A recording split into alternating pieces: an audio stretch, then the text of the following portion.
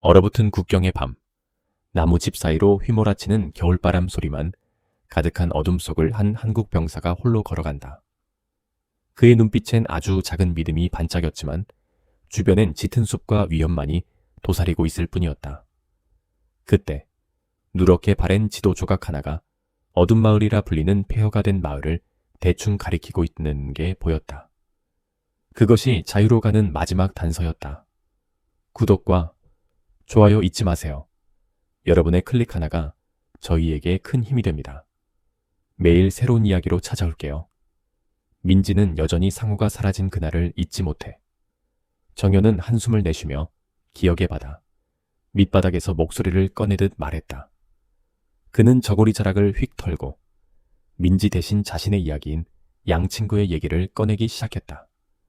어릴 적부터 김상호는 이슬 맺힌 벼잎처럼 맑은 까만 눈을 가진 소년이었다. 그의 마을은 얼음 같은 온린강, 오니 신너시 1인 옆에 아담하게 자리 잡고 있었고 사계절 대신 겨울과 봄 같은 두 계절만 있는 곳이었다. 가을이면 논두렁 사이로 부는 바람에 귀뚜라미 소리가 섞여들고 고소한 집 냄새가 코끝을 간지렸다. 상호는 늘 초가집 창가에 앉아 어머니가 돌아오길 기다렸다. 어머니가 아버지와 함께 붉은 등불 아래 사자춤을 보던 옛날 이야기를 꺼낼 때면 그의 눈은 호기심으로 반짝였다. 하지만 1950년 말 평문은 뜻하지 않은 폭풍처럼 산산이 부서졌다. 북한군의 총성이 고향을 갈라놓듯 점점 가까워졌다. 북한군은 마을마다 들이닥쳐 반동 혐의만으로 사람들을 잡아가거나 가두어버렸다. 17살이던 상호는 가족을 지키고 최소한 쓸모없는 놈이란 소리는 듣지 않기 위해 경비군 제복을 입었다. 어느 달 없는 밤, 정현은 상호가 한 망명, 시인 시집을 헌 이불 사이에 몰래 숨기던 장면을 떠올렸다. 깜빡이는 등잔 불빛 아래 상호의 눈은 슬픔으로 가득했고 입은 굳게 담은 채 무언가를 참는 듯했다. 말은 없었지만 그 눈빛이 모든 걸 말해줬다. 과연 돌아올 수 있을까? 그때 아직 어린 민지는 문 뒤에 숨어 오빠를 지켜보고 있었다. 그녀는 가만히 숨죽여 한숨을 내쉬었고 작은 어깨가 떨렸다. 상호와 어머니는 한밤중에 몰래 마을을 떠날 계획을 속삭였다. 온린강을 건너 오래된 길을 따라 남한으로 가자. 어머니는 조용히 고개를 끄덕였고 눈빛엔 끝없이 흘러가는 강물처럼 아린 슬픔이 묻어 있었다. 하지만 그 여정은 결코 쉬운 길이 아니었다. 병사들의 발굽소리가 축축한 풀밭에 울려 퍼졌다. 상호는 떨리는 손으로 어머니를 꼭 껴안고 민지의 이마에 조심스레 입맞춤을 한 뒤 낮은 소리로 말했다. 민지야, 살아남아야 해. 꼭 강해져야 해. 민지는 눈물 맺힌 채 고개만 끄덕였다. 낡은 대나무 뗏목이 얼음 같던 강물 위에서 흔들렸다. 어머니가 상호의 팔을 꼭 붙잡고 세 사람은 어둠 속으로 몸을 던졌다. 곧이어 총성이 빠르고도 거칠게 울려 퍼졌다. 상호는 놀란 눈으로 한번 고개를 돌리고는 물속으로 사라졌다. 15해가 흐른 어느 축축한 장맛비. 오는 서울의 오후, 민지는 우편 요금도 붙지 않은 편지 한 통을 받았다. 안엔 단 2글자, 괜찮다가 전부였다. 삐뚤빼뚤 번진 글씨는 빗물에 번져 얼룩져 있었다. 민지는 눈물을 터뜨리며 꿈이라 여겼다. 그동안 그는 숲속에 남았거나 끝없는 수용소에 갇혔다고만 생각했으니까 정연은 김이 모락모락. 나는 차잔을 미끄러뜨리듯 내밀며 말했다. 그런데 그 편지 속엔 대충 그린 지도가 들어있었어. 국경 근처에 폐허가 된 마을 표시랑 함께. 바로 거기서 진짜 이야기가 시작됐다. 그 마을, 어둠 마을이라 불리던 그곳은 구출군이 밤마다 몰래 주고받던 암호명이었다. 깊은 낭떠러지 옆에 덩그러니 자리 잡은 버려진 마을. 소나무 숲은 속삭이듯 바람 소리를 품어 모든 소리를 삼켜버릴 듯했다. 민지는 컴퓨터 화면 너머로 비친 상호의 눈빛을 아직도 잊지 못한다. 삐걱거리는 나무 시계 뒤로 살짝 비친 어색하지만 단단한 미소. 걱정마, 단서를 찾았어. 정연의 기억 속엔 상호가 지도의 선을 손끝으로 더듬으며 조선 글씨를 따라가던 모습이 선명하다. 꼬불꼬불 뱀처럼 구불거리는 글자. 하나하나가 그의 가슴에 새겨진 듯 따뜻했다. 어둠 속에 숨은 채 말없이 서 있던 그는 그 눈빛만으로도 이렇게 말하는 것 같았다. 얼마나 쫓기든 난 돌아갈 거야. 하노이의 어느 작은 골목. 분짜 냄새가 우연히 스친 카페 안에서도 정연과 민지는 여전히 차가운 공기를 느낀다. 두 사람은 잠시 말없이 과거의 메아리를 들으며 이렇게 속삭이는 듯했다 했다. 이야기는 아직 끝나지 않았어. 앞으로 길은 멀고도 험할 거야. 그렇게 상호를 찾아 떠나는 위험천만한 여정이 시작됐다. 과거의 어둠이 여전히 그들을 노리고 있지만 한 줄기 희망은 꺼지지 않은 채 젊은 병사의 가슴 속에서 반짝이고 있다. 다음 날 아침 두 사람은 서울에서 고속버스를 타고 강원도로 향했다. 옛 북한 국경이 있던 길 위로 가랑비에 희미하게 드러나는 풍경이 스쳐 지나갔다. 하늘로 쭉쭉 뻗은 소나무숲 삐뚤삐뚤 기울어진 나무 전신주, 초록빛 새싹이, 점점이 박힌 계단식 논, 버스가 종점인 호엘이라는 작은 폐가촌에 멈추자 그들은 한 걸음씩 조심스레 발걸음을 옮겼다. 유일하게 불을 밝힌 잡화점을 찾아 들어가 보니 주인 할머니는 두툼한 목도리를 두르고 담배 냄새 배인 거친 손으로 물건을 정리하며 단골에게 중얼거렸다. 이상한 사람들, 한겨울 밤마다 여기 저기 드나드는데 아무도 어디서 왔는지 몰라. 가게를 나서자 하늘은 더 짙은 회색이었다. 그들은 잡화점 뒤 흙길을 따라 소나무숲 깊숙이 걸어 들어갔다. 바스락거리는 소립소리, 스치는 차가운 바람에 묻어나는 솔송진 향기, 그리고 야생 진달래, 꽃내음이 섞여 퍼졌다. 민지는 숨을 깊이 들이마시며 정현의 손을 꼭 잡았다. 가볍게 2시간쯤 걸었을까. 지도회로 표시된 버려진 마을 기슭에 도착했다. 삐걱거리는 대문과 허물어질 듯 얽힌 기와집들이 어두컴컴하게 줄지어 있었다. 주변이 너무 고요해서 두 사람의 발소리만 또각또각 울렸다. 정연이 손전등을 켜 바닥에 갈라진 시멘트를 비추자 벚꽃 문양이 새겨진 깨진 도자기, 조각과 오래된 물항아리, 눌어붙은 옛 한국 음료수 캔이 널브러져 있었다. 민지는 조심스레 도자기, 조각 하나를 집어들고 슬며시 눈가를 적셨다. 누군가 허둥지둥 떠난 것 같아 정리할 틈도 없었던 듯. 그녀는 상호가 쓴 편지를 떠올렸다. 작은 흔적조차 길을 알려줄 수 있어. 두 사람은 각자 흩어진 흔적을 살폈다. 큰 집 왼쪽 깨진 창틀 아래 정연은 녹슨 양철 상자를 발견했다. 뚜껑을 열자 가느다란 철사 뭉치와 누렇게 바랜 왁스지 한 장이 들어있었다. 종이엔 삐뚤빼뚤 이렇게 쓰여 있었다. 11시 초승달 모양 바위 옆에서 기다려라. 둘은 숨을 죽였다. 민지의 손목시계에는 아직 10시 15분. 그녀의 얼굴에 희망이 번졌다. 아직 시간이 있어. 그들은 마을을 가로지르는 시냇가를 따라 걸었다. 물살 소리와 부엉이, 울음 외에는 아무 소리도 없었다. 희미하게 떠오른 초승달이 어둠 사이를 가르고 커다란 이끼 낀 바위 뒤로 누군가가 슬며시 모습을 드러냈다. 회색 울코트를 걸친 키, 작은 사람, 검은 후드를 깊이 눌러쓴 채 발소리가 자갈 위를 튕겼다. 민지는 숨이 멎은 듯 고요해졌고 정연은 상자를 들어 올리며 떨리는 목소리로 말했다. 저희. 그러자 그 사람은 가만히 서서 두 사람을 노려보았다. 까만 천 아래 번뜩이는 눈빛이 스쳤다. 너 천병이지? 서울에서 온 구조팀. 뒤로 성큼 다가와 낮고 쉰 목소리로 자신을 소개했다 했다. 나는 지원이야. 상호는? 지원의 말투는 명령 같았다 낫이다. 증거 없으면 믿음도 없어. 정연은 상자를 더 부여잡고 목이 메인 채 말했다. 상호가 보낸 편지가. 지원은 미간을 찌푸리더니 종이를 낚아채 손전등 불빛 아래 살폈다. 희미한 지문이 보이자 그의 눈빛이 살짝 부드러워졌다. 좋아. 지원이 고개를 끄덕였다. 도와주지. 하지만 여기까지야. 그 이후부터는 내 책임이야. 말을 마친 그는 다시 어둠 속으로 사라졌다. 민지는 서서히 내뱉었다. 우리 첫 동맹을 얻었어. 정현은 축축한 머리칼을 쓸어 넘기며 미소 지었다. 낯선 사람도 상호가 중요하다는 건 알았으니까. 폐가촌 앞에 서서 그들은 첫 실마리를 잡았다는 안도감과 함께 다가올 위협을 떠올렸다. 짙은 안개와 바람 소리가 여전히 귓가를 울리며 마음을 다잡게 했다. 우리 진짜 여정의 시작이야. 민지가 속삭였다.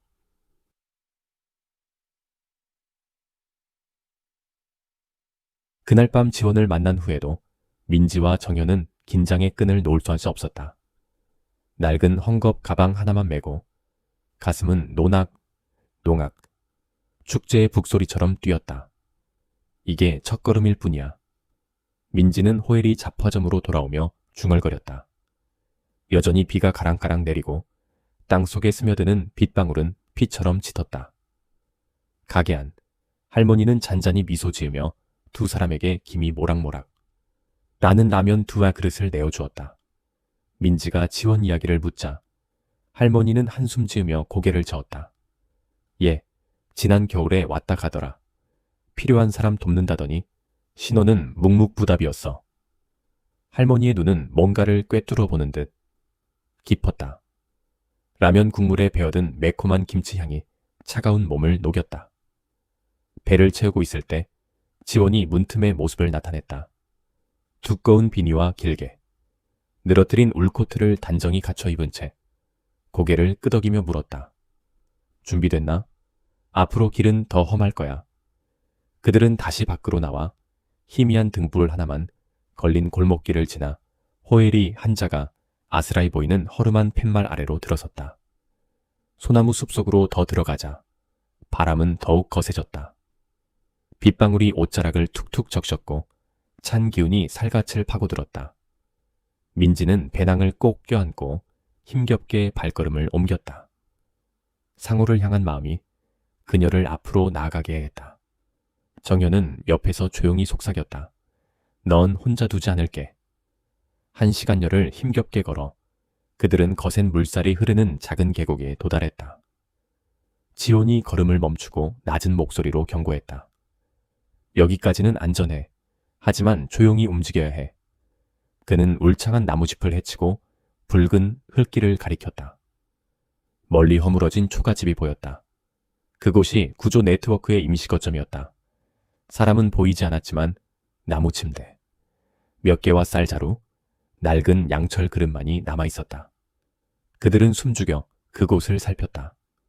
어둠 속에서 진짜 실현이 시작되려 하고 있었다. 갑자기 우리 있는 임시 거처 안쪽에서 삐걱거리는 소리가 났다. 어둠 속에서 한 사람이 나타나 손으로 손전등을 아래로 내리며 두 사람의 흙투성이 얼굴을 응시했다. 여기 처음 오셨나요? 목소리는 부드러웠지만 차분하고 노련했다. 30대 중반쯤 되어 보이는 남자였다. 까칠한 수염에 지늘기 말라붙은 낡은 구명조끼를 걸친 채였다. 이가 바로 밤의 늑대, 임시 지휘관으로서 망명 행렬의 정보 수집과 길 안내를 책임지는 인물이다. 그는 지훈이 내민 왁스페이퍼 쪽지를 보고 고개를 끄덕였다. 지문은 확인했어. 하지만 한 장의 종이만으로는 믿기 어렵지. 일종의 테스트를 통과해야 해. 그는 주머니에서 작은 플라스틱 상자를 꺼내 흔들었다. 이건 저주파 송신이야. 자동 암호화 기능이 있어. 국경 터널에 도착하면 작동시켜 줄 거고 암호를 알려주려면 한 가지 질문에 답해야 해. 한국 애국가의 작사자는 누구고 몇 년도에 만들어졌는지 말해봐. 민지는 피식 웃으며 몸을 떨었다. 구글에 물어볼 수도 있겠지만 여긴 앞이 캄캄해서요. 추의 눈을 살짝 찡그린 채 목소리가 떨렸다. 정현은 민지 어깨를 살포시 두드리며 속삭였다. 걱정 마. 중학교 때 음악 공부했으니까. 그가 늑대를 바라보며 말했다. 애국가 가사는 안창호 선생이 쓰고 곡조는 김화송이 1896년에 만든 겁니다. 밤의 늑대는 부드럽게 미소 지었다. 정답이군. 첫 번째 암호는 한강의 봉황이야. 한 글자씩 천천히 읽은 뒤 그들을 향해 시선을 고정했다. 잘 왔다는 뜻이지. 다만 경고하건대 이 조직 모두가 우리의 동료는 아니야. 그 순간 두 사람은 숨이 멎는 듯 얼어붙었다. 삐걱거리는 초라한 지붕 아래 두 자루 쌀자루 뒤에 숨어 그 숨소리를 귀 기울였다. 창밖에는 짙은 어둠이 밀려왔다. 밤의 늑대가 조심스레 다가와 흉터가 가득한 손을 민지 어깨에 얹었다. 내일 새벽에 터널로 간다. 지금은 쉬어라. 깊은 밤, 민지는 베개를 꼭 껴안고 상호가 남긴 편지 속 눈빛을 떠올렸다. 그 눈빛은 단단하면서도 아릿했다. 마지막에 그가 쓴 문장이 스쳤다. 어둠 속에서도 사람의 온기를 믿어라. 눈을 감으면 어둠의 마을이 눈앞에 아른거렸다. 이끼 낀 초가 지붕, 굳은 피 자국이 선명한 나무벽, 바람이 흘러가는 소리까지. 다음 날, 아직 새벽이 차에 밝지 않던 시간, 이슬 맺힌 소나무. 잎을 뒤로 하고 세 사람은 오두막을 나섰다. 가파른 등산로를 따라 미끄러운 돌 위를 조심스레 걸었다. 쑤시는 다리에 한숨 돌릴 틈도 없었다. 앞에는 깎아지른 바위 절벽과 아래로 끝없이 내려간 골짜기가 보였다. 지훈이 멈춰서서 주머니에서 가시 테이프를 꺼냈다. 터널에 들어갈 땐 낮은 자세를 유지해야 해. 들키면 바로 총격을 받을 거야. 조심조심 발자국 소리를 줄이며 산길을 내려가자. 바위 틈새마다 금이 가 있는 게 보였다. 귀를 스치는 칼바람이 경고하는 듯했다. 그때 정연이 금속성 소리가 살짝 울리는 것을 들었다. 눈의 경계심이 번뜩였다.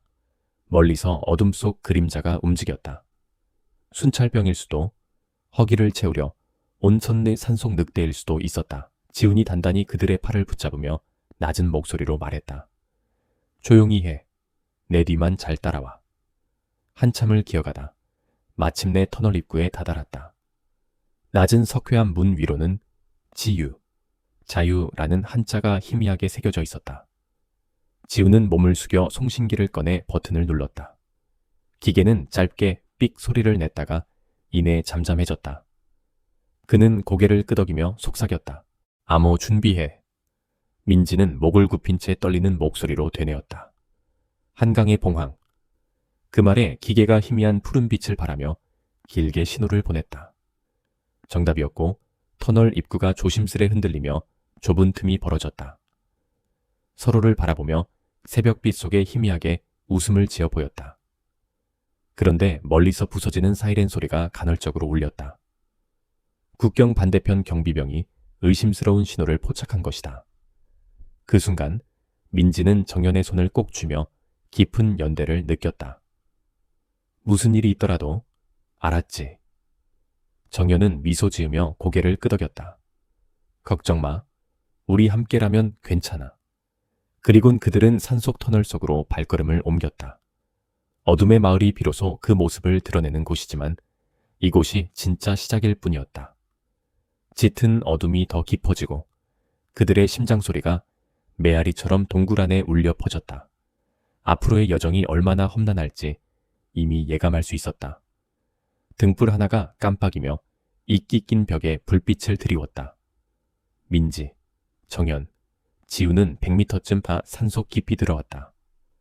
차가운 바람은 여전했고 물방울이 뚝뚝 떨어지며 바닥에 부딪히고 있었다. 그러나 그들을 가장 떨게 하는 것은 차가운 온도가 아니라 각자의 마음속에 스멀대는 불안이었다. 마침내 그들이 닿은 곳은 작은 평평한 돌바닥방. 망명자들이 쉬어가던 곳이다. 그곳 한쪽에 나무틀 하나가 놓여 있었고 위에는 색이 바랜 사진 한 장이 걸려 있었다. 경비복 차림의 김상우가 슬픈 미소를 띠고 있었다. 민지는 그 순간 숨이 멎듯 멈춰 섰다. 입술이 떨리며 속삭였다. 그가 정말 여기에 왔던 거구나. 정연은 몸을 숙여 사진 위에 손을 얹고 한숨을 내쉬었다. 하지만 왜 여기서 멈춘 걸까? 더 나아가지 않고? 지훈이 답하기도 전에 멀리 돌문이 삐걱 소리를 내며 열렸다. 습기에 젖은 코트를 입고 땀에 젖은 얼굴로 눈은 충혈되어 있었다. 제비라 불리는 사람. 지훈이 예전부터 네트워크의 핵심 조력자로 언급했던 인물이지만 그만큼 탈출자의 진실성을 의심하던 사람이기도 했다. 이번에는 유난히 긴장된 기색이 역력했다. 제비는 날카로운 눈빛으로 사방을 스캔하며 어둠 속 구석구석을 꿰뚫어 보려 했다. 그녀는 인사 한마디 없이 손짓으로 지훈을 어두운 쪽으로 불러들였다. 두 사람은 낮고 목쉰 목소리로 무언가를 속삭였고, 민지는 목적이 불분명해, 스파일지도 몰라 라는 단어 몇 가지만 얼핏 들을 수 있었다. 민지의 심장은 미친 듯이 뛰었다. 그녀는 눈가에 눈물이 맺힌 채 정현을 바라보며 떨리는 목소리로 물었다. 어떻게 상호를 스파이라고 의심하는 거야? 정현은 어깨에 손을 얹고 침착을 유지하려 애쓰며 대답했다. 아마도 네가 보낸 편지가 봉인 없이 왔거나 지문이 뭔가 이상하게 찍혀 있어서일 거야. 제비가 돌아서며 서늘한 목소리로 말했다. 우린 감당할 수 없어. 상호가 진짜 스파이라면 이 조직 전체가 노출돼 버릴 테니까. 천둥처럼 낮게 울리는 협박 같았다. 내 제안은 이러해. 추가 증거를 확보하든가 아니면 그를 제거하든가.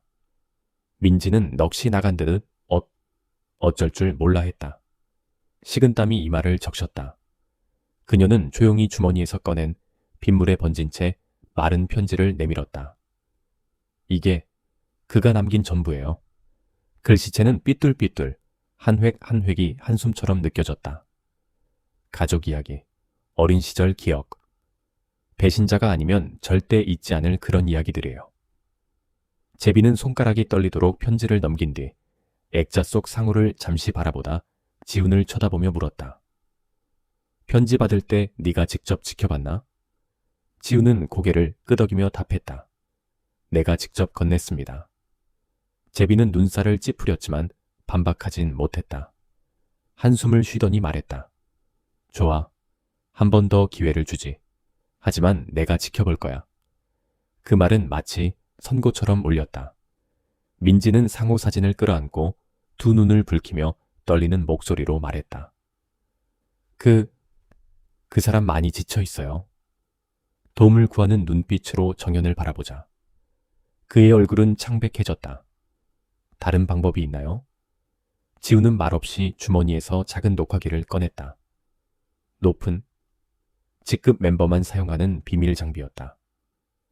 상호가 여기 있는 게 사실이라면 편지를 보낸 진짜 사람이 그라는 걸 증명할 짧은 영상이 필요해. 그는 녹화기를 바위 테이블 위에 올려놓고 사진과 편지 쪽으로 렌즈를 켜놓았다. 민지는 떨리는 손으로 편지를 쥐고 카메라 앞에 섰다. 저는 민지예요. 상호의 양여동생이죠.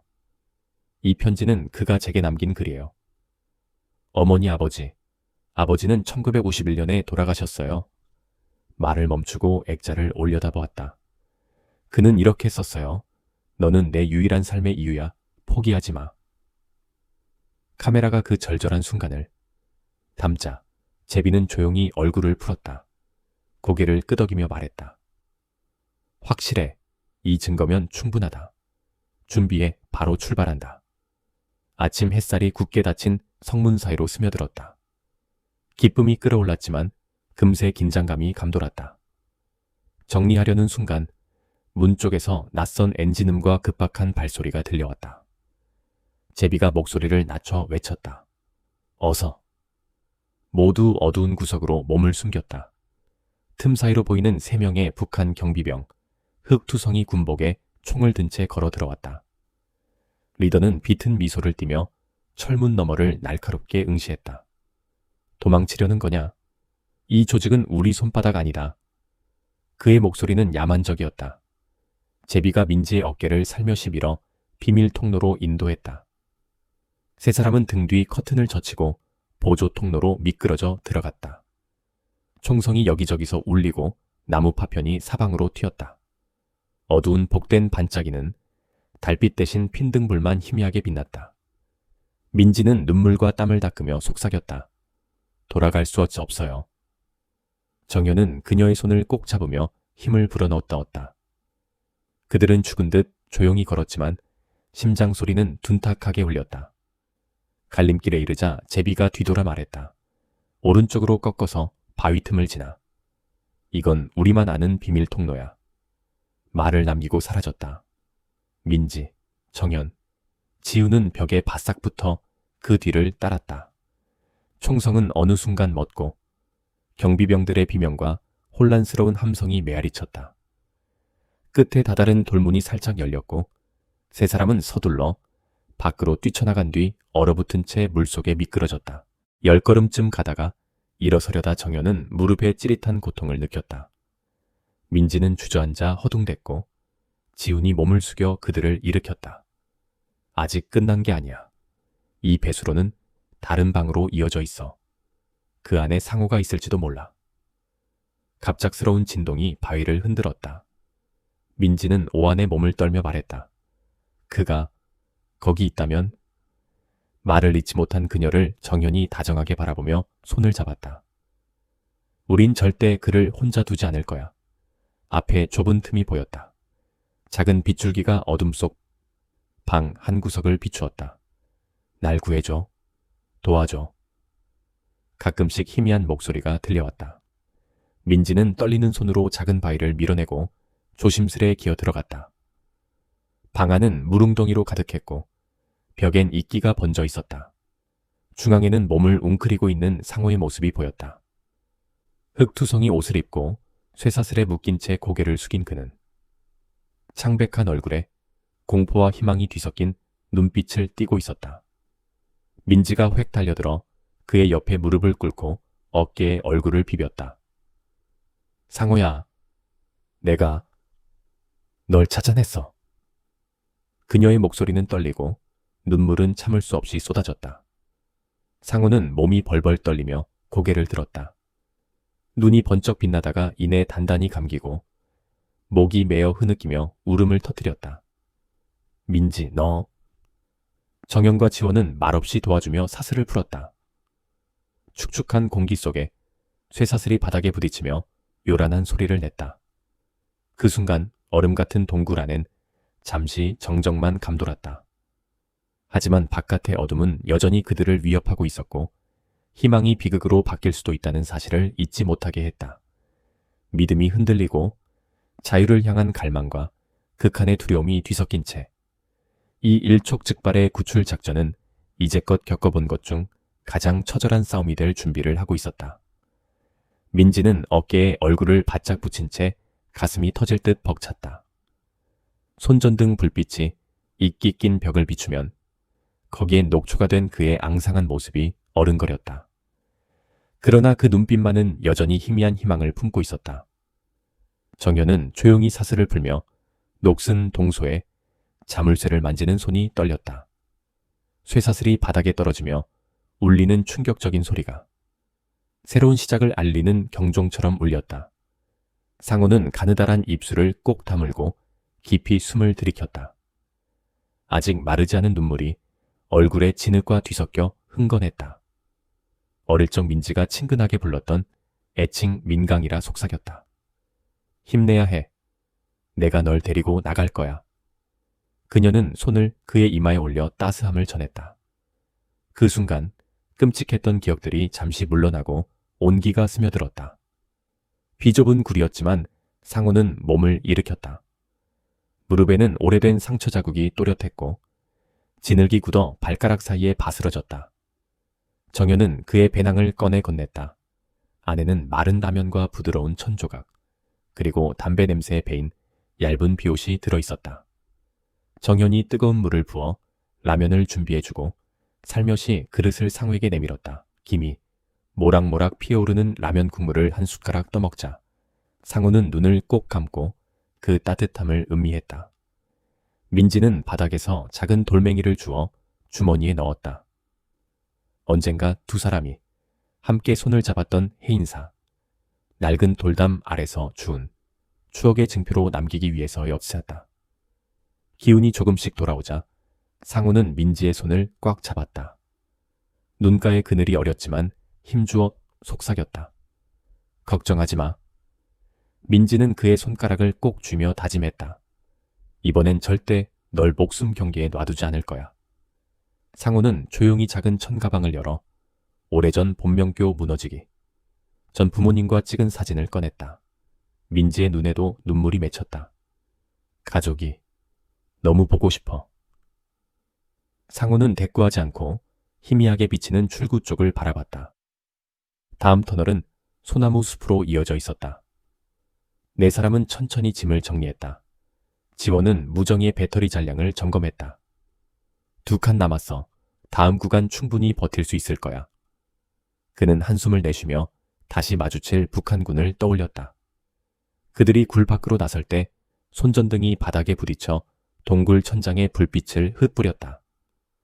좁은 길을 한 명씩 지나야 했기에 정연이 앞장서고 밑지 상호 지원 순으로 이어졌다. 축축한 흙 냄새와 이끼, 기름 등 향이 뒤섞여 이곳이 단순한 탈출구가 아닌 어둠을 뚫고 생명을 찾아가는 여정임을 일깨웠다. 동굴을 벗어나자 이른 아침 안개가 소나무 잎에 맺혀 수정처럼 반짝이고 있었다. 네 사람은 숨을 크게 들이켰다. 민지는 상호의 어깨에 가볍게 손을 얹고 속삭였다. 해냈어. 이제 마지막 조금만 더 가면 돼. 상호는 눈가에 맺힌 눈물을 닦으며 대답했다. 내 덕분이야. 넌 정말 강해. 북쪽 언덕으로 이어진 소나무 숲길은 거의 익힘이 기겨트렸다. 다들 발이 청은망은이었지만 멈추지 않았다. 걸음을 옮기던 정현이 문득 가을 걷는 것을 기념하는 풍습을 떠올렸다. 작은 대나무 3개를 땅에 꽂아 승생자를 만들고 울창한 숲속에 축하의 피리를 불어 친구를 부르던 추억이었다. 그는 조용히 작은 가지 3개를 꺾어 땅에 꽂고 짧은 피리 소리를 냈다. 맑게 울리는 소리는 그들에게 새로운 시작을 알리는 신호처럼 들렸다. 피리 소리는 숲속을 감돌며 피로와 추위를 잠시 잊게 해댔다. 민지는 살며시 미소 지으며 상호를 토닥였다. 이제 고작 몇 개의 오르막만 남았어. 내려가면 골짜기로 가는 길이 나올 거야. 상호는 나무에 기댄 채 차가운 소나무 향을 깊이 들이마시고 고개를 끄덕였다. 가자. 처음 해가 산등성이 너머로 얼굴을 내밀 때 은빛 비단처럼 흐르는 맑은 시내가 보였다. 풍경은 눈부시게 빛났고 소나무는 노래를 부르듯 흔들렸으며 섬진강과 들꽃은 보랏빛 물결을 이루었다. 한 송이 이슬이 상호의 입술 위에 맺히자 민지의 눈가에 맺힌 눈물방울과 꼭 닮아 반짝였다. 시냇가에 다다른 지원은 암호화된 교신 장치를 꺼내 다음 팀의 지원을 기다렸다. 잠시 후 스피커에서 낮고 떨리는 목소리가 흘러나왔다. 위치 확인했습니다. 오늘 정예 지원팀이 도착할 예정입니다. 믿음을 잃지 마십시오. 그 목소리는 고향의 부름처럼 느껴져 그들의 발걸음을 더욱 단단하게 했다. 네 사람은 노송나무 아래에 앉아 잠시 쉬었다. 바위처럼 얽힌 뿌리가 마치 용의 발톱 같았다. 지원이 작은 대나무 의자를 꺼내 셋이 둘러앉을 임시 탁자로 세웠다. 김밥 대신 전통 문양 종이에 싼 3개의 주먹밥이 놓였다. 따끈한 밥 냄새가 엄마의 품처럼 포근했다.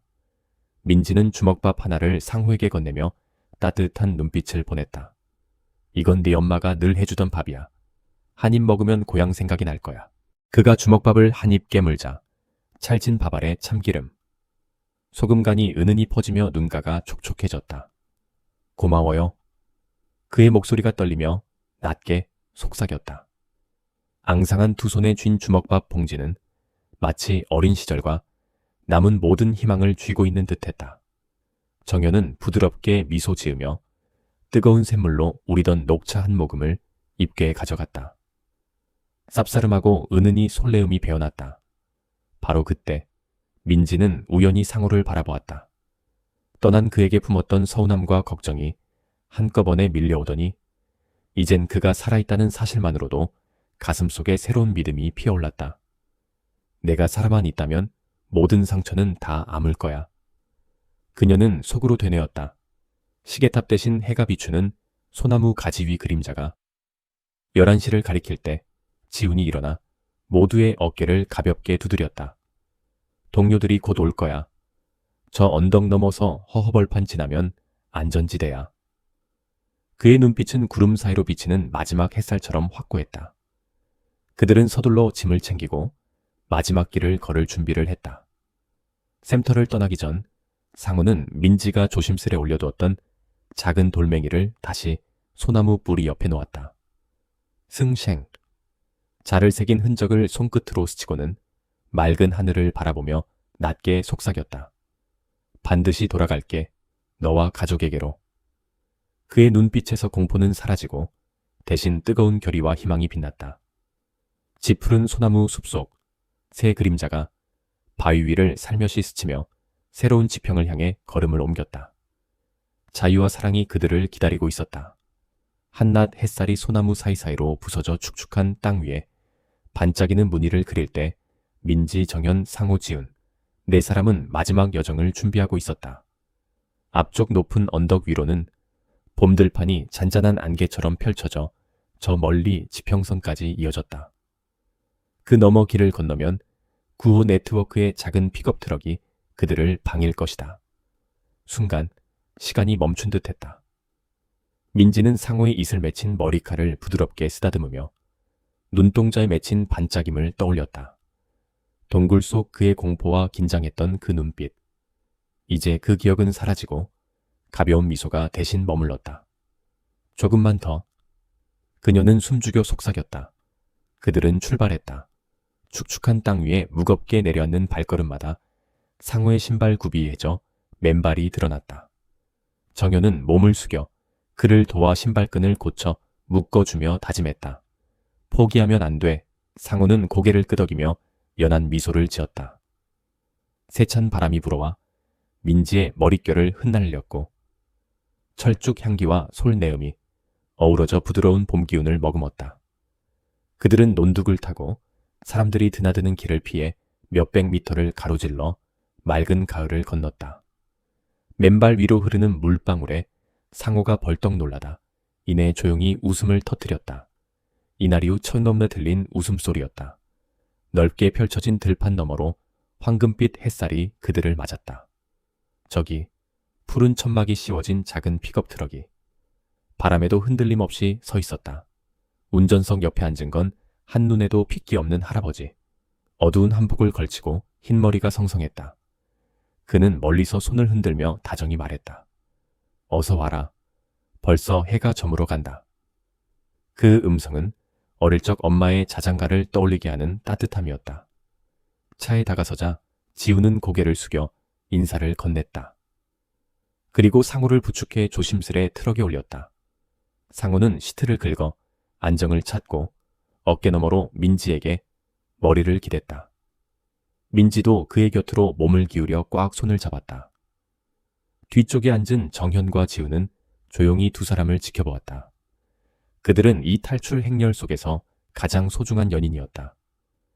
트럭이 덜컹거리며 거친 길을 달릴 때 어둠이 살며시 다가왔다. 하늘은 주홍빛, 보랏빛, 짙푸른 색으로 물들어 별빛처럼 반짝였다.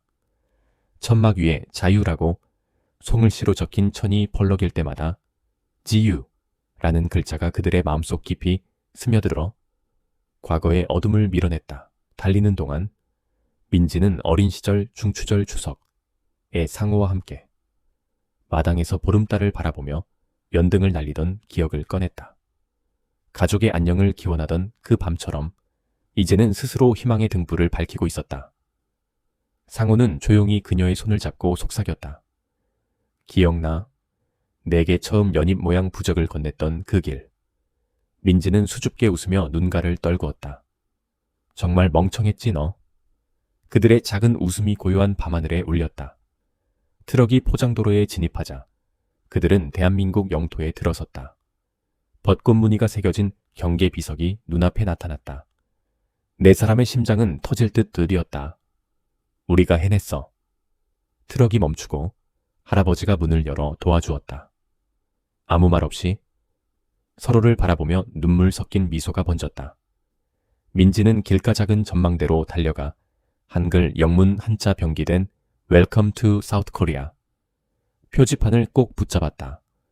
눈가가 붉어졌지만 흐르는 눈물을 닦지 못했다. 정현은 그녀의 어깨를 다정히 감싸고 상우에게 작은 자수 현수막을 건넸다. 지야, 가족. 라고 새겨진.